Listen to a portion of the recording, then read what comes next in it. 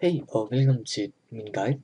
I dag vil jeg vise dig, hvordan at du laver spillelister eller playlist i iTunes, og hvordan du får dem over på din iPod Touch eller iPhone. I dette forsøg vil jeg bruge en iPhone 4 som processor og en iPod Touch.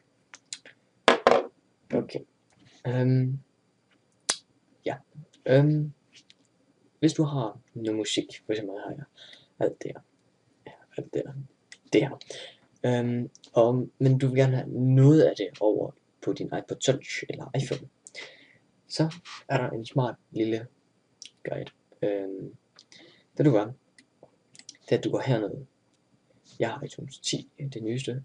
Så hvis du går ned i bunden, så er der det der lille plus. Det er hvor der står opret en spilleliste. Den trykker du på.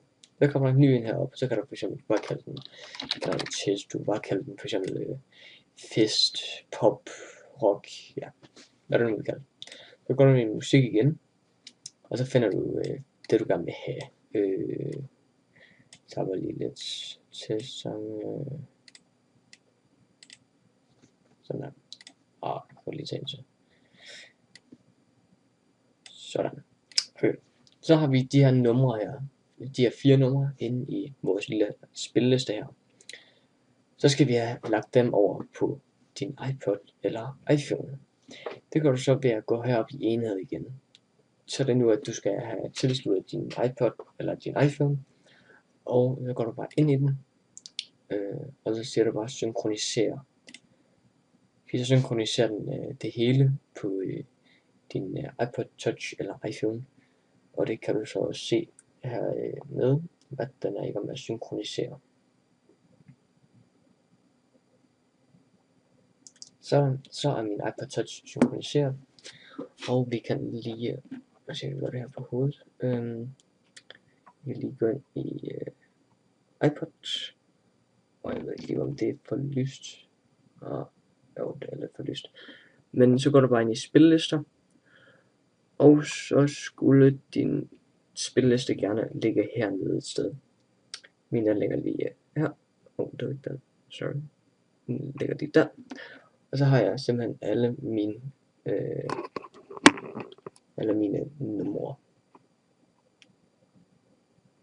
Det er utydeligt. Det må jeg meget undskylde, men kunne jeg rigtig finde holder til iPhone og alt det pis. Okay, så skal vi have lagt over på en iPod Touch.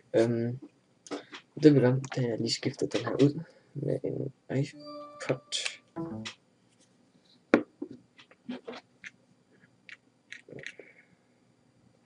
Nej, jeg vil ikke engang vise det på iPod, fordi det er nøjagtigt det samme.